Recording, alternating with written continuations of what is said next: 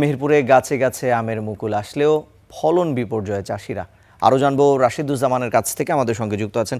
রাশিদ, এই যে ফলন বিপর্যয়ে চাষিরা আসলে কেন পড়ছেন, আতঙ্ক কেন তৈরি হয়েছে, বিস্তারিত জানাবেন।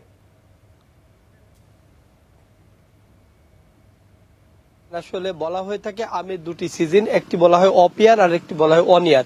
তো ক্যালেন্ডার অনুযায়ী এবার ছিল কিন্তু অন ইয়ার, গাছে গাছে প্রচুর মুকুল এসেছিল এবং গুটিও এসেছিল।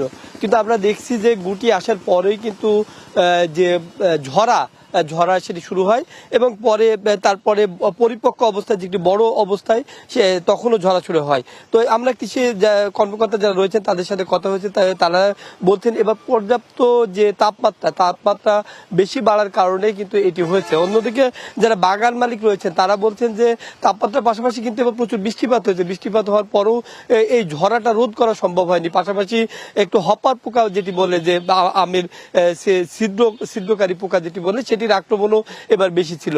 গরমের কারণে কিন্তু এটি বেশি ছিল বলে বাগান মালিকরা জানিয়েছেন। তারা কৃষি বিভাগের যে পরামর্শ অনুযায়ী বিভিন্ন ধরনের ছত্রাকনাশক, কীটনাশক প্রয়োগ করেও তারা কোনো সমাধান পাননি, এমনটি কিন্তু তারা জানিয়েছেন। আর এখানকার যে উৎপাদিত আমের কথা যদি বলি, যে উত্তরবঙ্গের পরে অর্থাৎ রাজশাহীর পরে কিন্তু মেহেরপুরের আমের একটা সুখ্যাতি রয়েছে।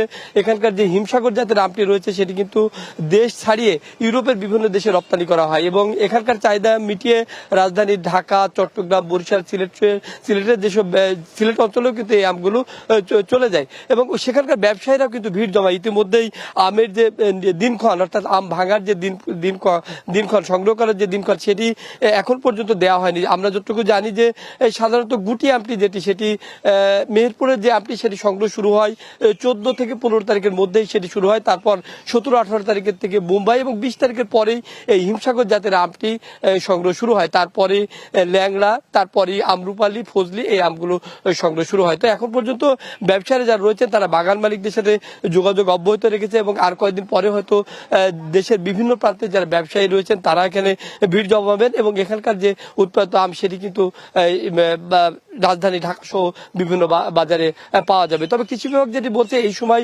চাষিদের বাড়তি একটু সতর্ক থাকা দরকার, কারণ এই সময়ে যদি বৃষ্টিপাত না হয়, যদিও এই 3 দিন পর্যাপ্ত বৃষ্টিপাত ছিল, যার কারণে একটু মানে কিছুটা ঝরা রোধ হয়েছে।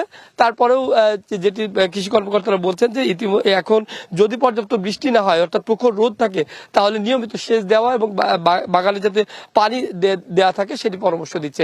তো এই ছিল এখানকার আম বাগানের বা আমের সর্বশেষ পরিস্থিতি। রাশিদুজ্জামান, আপনাকে ধন্যবাদ। দর্শক, আমরা জানছিলাম মেহেরপুরে গাছে গাছে আমের মুকুল আসলেও ফলন বিপর্যয়ে চাষিরা কি কারণে এই আতঙ্ক, সে বিষয়ে জানাচ্ছিলেন বিস্তারিত রাশিদুজ্জামান।